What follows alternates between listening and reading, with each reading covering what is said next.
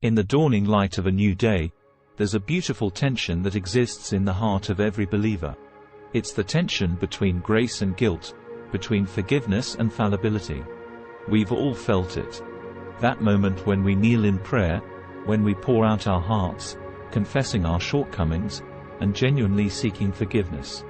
The weight of the world seems to lift, replaced by an undeniable warmth, the loving embrace of God's grace.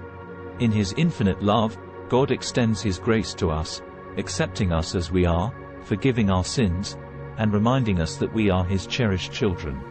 The ultimate act of love was shown when Jesus Christ, pure and blameless, gave His life so that we might be saved.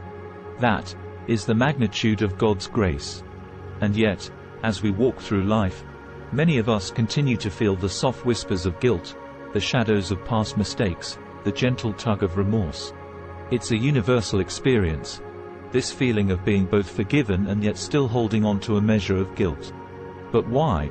It's because we're human.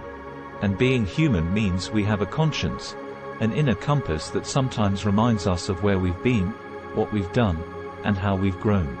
Guilt, when viewed through the lens of faith, isn't a chain that binds us but rather a reminder of our journey. It humbles us, reminds us of our need for grace, and drives us closer to God. Remember this: God's grace is not a one-time gift. It is ever-present, infinite, and all-encompassing. Our human feelings of guilt don't negate His grace.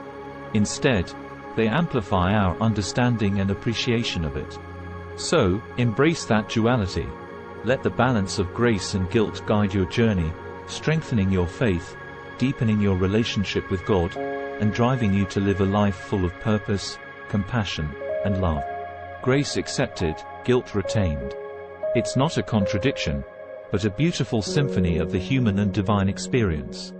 Embrace it, cherish it, and let it lead you to greater heights in your walk with the Almighty.